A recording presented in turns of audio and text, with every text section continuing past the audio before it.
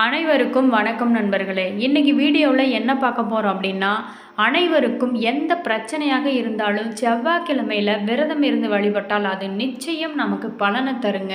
செவ்வாய்க்கிழமையில் முருகப்பெருமானை வேண்டி எந்த வழிபாடு விரதம் ஆகியவற்றை மேற்கொண்டாலும் அது பல மடங்கு அதிகமான பலன் நமக்கு தருங்க. செவ்வாய்க்கிழமையில் துர்க்கை வழிபாடு காலபைரவர் வழிபாட்டிற்கும் ஏற்ற நாளாக சொல்லப்படுதுங்க. இந்த செவ்வாய்க்கிழமை விரதத்தில் அப்படி என்னதாங்க ஸ்பெஷலுங்கிறது இந்த வீடியோவில் பார்க்கலாம். இந்த வீடியோ உங்களுக்கு பல சுவாரஸ்யமான தகவல்களை தரும். அதனால் இந்த வீடியோவை ஸ்கிப் பண்ணாங்க கடைசி வரைக்கும் பாருங்கள். இந்த வீடியோ பிடிச்சிருந்தா லைக் பண்ணுங்கள், கமெண்ட் பண்ணுங்கள், ஷேர் பண்ணிட்டு கூடவே பெல் ஐக்கானையும் கிளிக் பண்ணிட்டு வாங்க வீடியோக்குள்ளே போகலாம். செவ்வாய்க்குரிய தெய்வம் சுப்பிரமணியர். அதனால் செவ்வாய் அன்று முருகனை வழிபடுவதால் சிறப்புங்க. செவ்வாய்க்கிழமை தோறும் அதிகாலையிலேயே நீராடி அருகில் இருக்கும் முருகப்பெருமான் கோயிலுக்கு சென்று வழிபட்டால் எல்லா பிரச்சனைகளுக்கும் தீர்வு கிடைக்குங்க. பிறகு வீட்டுக்கு வந்தோட்டி வெறும் பால் அல்லது பழச்சாறு மட்டுமே அருந்தி நம்ம விரதத்தை தொடங்கலாங்க. வீட்டின் பூஜை அறையில் அமர்ந்து முருகனை நினைத்து சஷ்டி கவசம், கந்தகுரு கவசம் போன்ற முருகப்பெருமானுக்குரிய தோத்திரங்கள், மந்திரங்கள் ஆகியவற்றை நாம் பாராயணம் செய்யலாங்க. அதன் பின்னாடி மாலை 6 மணிக்கு மீண்டும் முருகப்பெருமான் கோவிலுக்கு சென்று வழிபட்டு விரதத்தை நாம் நிறைவு செய்யலாங்க. இப்படி தொடர்ந்து 9 செவ்வாய்க்கிழமைகள் விரதம் இருந்து நாம் முருகனை மனதார வழிபடுவதால் உங்களுக்கு செவ்வாய் தோஷம் இருந்தால் கூட அதன் தீவிரம் குறைந்து நன்மைகள் உண்டாகுங்க. சொந்த வீடு இல்லாதவர்களுக்கு அதை கட்டிக்கொள்ளும் யோகம் உண்டாகும். பூமி சம்பந்தமான சொத்துக்களில் லாபம் உண்டாகும். கோழைத்தனம், பயம் உணர்வுகள் நீங்கி தைரியம், தன்னம்பிக்கையும் பிறக்கும். உடலில் நோய் எதிர்ப்பு சக்தி உயர்ந்து உடலும் ஆரோக்கியமாக இருக்குங்க. அது மட்டும் அல்லாமல் செவ்வாய்க்கிழமைகளில் வீட்டின் வாசலில் நம்ம சாணி தெளித்து கோலமிட்டு பூஜை அறையில் குத்துவிளக்கேற்றி நம்ம பல அம்மன் பாடல்களை பாடுவது மிகவும் மிகவும் சிறப்பு வாய்ந்ததுங்க.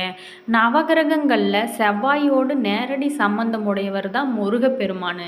எனவே செவ்வாய்க்கிழமையில் விரதம் முருகனுக்கு மிகவும் உயர்ந்ததாக சொல்லப்படுகிறது. அதில் ஆடி செவ்வாய்க்கிழமைகள் மிக மிக சிறப்புங்க. வீட்டில் இந்த விரதம் இருக்கலாம் என்றாலும் வீட்டை விட செவ்வாய் சம்பந்தம் உடைய முருகன் தலங்களுக்கு சென்று நாம் இரவு அங்கே ஒரு நைட் தங்கி இருந்து அத்தலத்தில் உள்ள முருகன் சன்னதியில் அபிஷேக ஆராதனைகள் செய்து திருமுருகனை பூசித்தால் பலன்கள் அதிகங்க. அது மட்டும் அல்லாமல் செவ்வாய்க்கிழமையில் சூரியன் உதயத்திற்கு முன்பாகவே எழுந்து நீராடி விநாயகரை நினைத்து துதி செய்து நம்ம வணங்கலாங்க. பின்பு ஸ்ரீ பஞ்சாட்ச மந்திரத்தை 108 முறை ஜெபித்து சிவத்தியானம் செய்யலாங்க. அதன் பிறகு சூரியனை பார்த்து ஓம் சிவசூரியாய நமக என்று சொல்லலாங்க. முருகா என்றால் அனைத்து துன்பங்களும் பறந்து போயிருங்க. அப்படிப்பட்ட முருகப்பெருமானை நினைத்து நம்ம செவ்வாய்க்கிழமையில் விரதம் இருப்பதால் வருவாய் அதிகரிப்பதோட குடும்ப அமைதி, மன மகிழ்ச்சி அனைத்துமே நம்மளை தேடி வருங்க. ஒருவரோட செல்வ நிலை உயர காரணமாக இருப்பவர் செவ்வாய் பகவான் தாங்க. அந்த செவ்வாய் பகவானுக்குரியவர் தான் நம் தமிழ் கடவுள் முருகப்பெருமான். அதனால தான் செவ்வாய்க்கிழமை முருகன் மற்றும் சக்தி தேவி அம்பிகைக்கு உகந்த நாளாக பக்தர்களால் வணங்கப்படுறங்க. முருகனுக்கு பிடித்த செந்நிற ஆடை அணிந்து வழிபடுவது நல்லதுங்க. அதே போல் செந்நிற நைவேத்தியம், கனிகளை வைத்து தீபாராதனை செஞ்சு நம்ம வழிபட்டு வந்தால் நம் வாழ்வில் இருக்கும் தங்கு தடைகள் நீங்கி வாழ்க்கை ரொம்ப ரொம்ப சீராக அமையுங்க. அதோடு எதிர்பாராத அளவு புகழும் சக்தியும் நல்ல மங்கள நிகழ்வுகளும் நமக்கு நடக்க நிறைய வாய்ப்பு இருக்குங்க. அதே போல் உள்ளத்தில் நம்பிக்கையும் அதிகரிக்குங்க. வீட்டு பூஜை அறையில் வேல் வச்சு நம்ம சாமி கும்பிடலாங்க. வேலோட இருபுறமும் 2 விளக்குகளில் ஒன்றிலும் 3 திரிகள் போட்டு 6 தீபங்கள் ஏற்றி நம்ம வழிபட்டு வருவதால் நம்ம வாழ்வில் சீரும் சிறப்புமாக வாழலாங்க. நாம் விரதம் இருக்கும்போது நம்ம வள்ளி தெய்வானையுடன் கூடிய முருகப்பெருமானின் படத்தை வச்சு நம்ம வணங்குறது ரொம்ப சிறப்புங்க. விரதத்தை தொடங்கும் போது முருகனின் அண்ணனும் முழு முதல் கடவுளான விநாயகரை வணங்கி நம்ம விரதத்தை நம்ம முழுசாக தொடங்கலாங்க. கார்த்திகேயன் அன்னதான பிரபு அப்படிங்கிறதுனால இந்த விரதம் மேற்கொள்ளும்போது உங்களால் முடிந்தளவு அன்னதானம் செய்வது மிகவும் சிறப்பான பலனை நமக்கு தருங்க. முருகப்பெருமானோட அருளும் நமக்கு கிடைக்குங்க. முருகனுக்கு உகந்த நட்சத்திரமாக கார்த்திகை நட்சத்திரமும் விசாக நட்சத்திரமும் இருக்கும். இந்த கார்த்திகை விசாக நட்சத்திரம் செவ்வாய்க்கிழமைகளில் அமைந்து அன்று நாம் விரதம் மேற்கொள்ள அந்த விரதத்திற்கு பலன் மிகவும் அதிகமாக இருக்குங்க.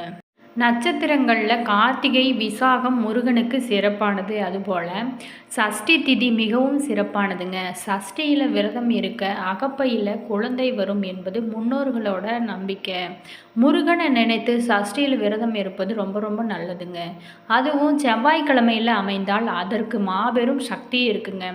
விரத நாளில் கந்த சஷ்டி கவசம் உள்ளிட்ட முருகனுக்கு உகந்த பாடலை பாடுவது மிக மிக உன்னதமானதுங்க. பொதுவாகவே செவ்வாய்க்கிழமை அப்படின்னா சுப நிகழ்ச்சிகள் நடத்த மாட்டாங்க, பொருட்களும் வாங்க மாட்டாங்க அப்படிங்கிறது வழக்கங்க. உண்மையிலே இந்த கிழமை மங்களகரமானதுங்க, சிறப்புக்குரியது. செவ்வாய்க்கிழமைக்கு மங்களன் பூமிகாரகன் என்றும் பேர் இருக்குங்க. பெயரிலேயே மங்களம் இருப்பதால் அந்த நாளில் தொடங்கும் செயல் சுபமாக நிறைவேறுங்க.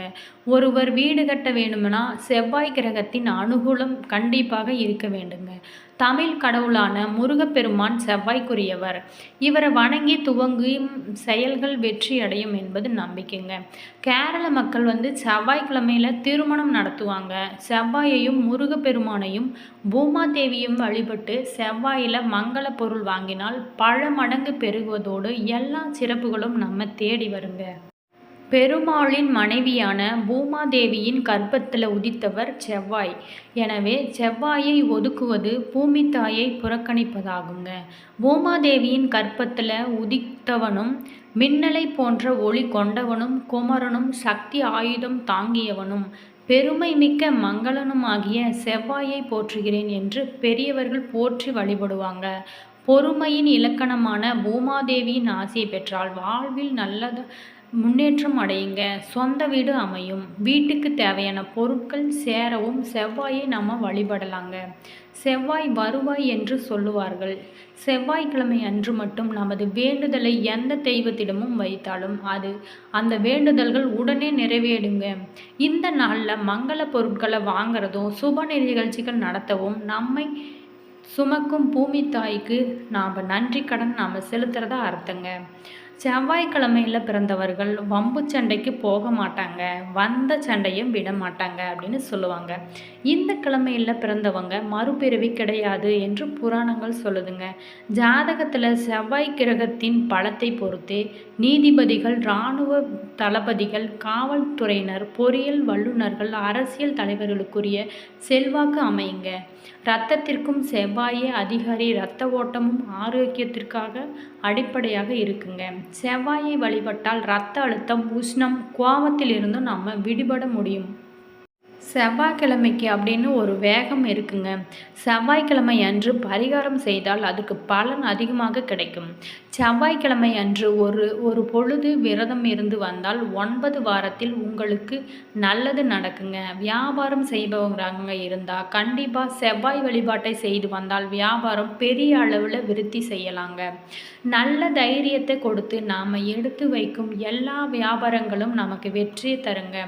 செவ்வாய்க்கிழமைகள் தோறும் காலையில் குளித்து அருகில் உள்ள முருகப்பெருமான் ஆலயத்திற்கு சென்று நம்ம வழிபடலாங்க. பிறகு வீட்டுக்கு திரும்பியதும் வெறும் பால் அல்லது பழச்சாறு அருந்தி விரதத்தை நம்ம மேற்கொள்ளலாங்க. கந்த சஷ்டி கவசம், கந்தகுரு கவசம் போன்ற முருகனுக்குரிய சோஸ்திரங்களை பாராயணம் செய்யலாங்க. மாலை 6 மணிக்கு மறுபடியும் முருகன் கோயிலுக்கு சென்று வழிபட்டு நம்ம விரதத்தை நிறைவு செய்யலாங்க. இப்படி 9 செவ்வாய்க்கிழமைகள் விரதம் இருந்தால் செவ்வாய் தோஷத்தினால் ஏற்படக்கூடிய பாதிப்புகள் முற்றிலுமாக நீங்கிவிடுங்க. செவ்வாய்க்கு அதிபதி முருகப்பெருமான். செவ்வாய் தோஷம் உள்ளவங்க, தீராத பிரச்சனைகளும் உள்ளவங்க செவ்வாய்க்கிழமையில் விரதம் இருந்து முருகப்பெருமானை வழிபட்டு வந்தால் கூடிய விரைவிலேயே செவ்வாய் தோஷத்தினால் ஏற்படக்கூடிய பாதிப்புகள் அனைத்தும் படிப்படியாக நீங்கிவிடுங்க. செவ்வாய் தோஷம் உள்ளவர்கள் செவ்வாய்க்கிழமையில் சதுர்த்தி விரதம் இருப்பவர்களுக்கும் தோஷம் முற்றிலுமாக நீங்கி திருமண பாக்கியமும் நமக்கு கிடைக்குங்க. சிறுவாபுரி முருகனை 9 செவ்வாய்க்கிழமைகளில் வணங்கி வந்தால் வாழ்வில் அற்புதமான முன்னேற்றம் ஏற்படுங்க. நிலம் வாங்க, வீடு கட்ட கனவு நிஜமாகுங்க. சிலர் சொந்த பிளாட் கூட வாங்கியிருக்கலாம். 9 செவ்வாய்க்கிழமைகள் தொடர்ந்து கோயிலுக்கு சென்று அவளை வணங்குவதால் ஜாதக ரீதியான கோளாறுகள் நம்ம கட்டுப்பாட்டுக்கு வருங்க. இந்த வீடியோவில் செவ்வாய்க்கிழமையில் வழிபட்டால் என்ன பலன் அப்படிங்கிறத பற்றி பார்க்கலாம். இது பிடிச்சிருந்தா லைக் பண்ணுங்கள், கமெண்ட் பண்ணுங்கள், ஷேர் பண்ணிட்டு சப்ஸ்கிரைப் பண்ணிக்கோங்க. கூடவே பெல் ஐக்கானை கிளிக் பண்ணிட்டு. நன்றி, வணக்கம்.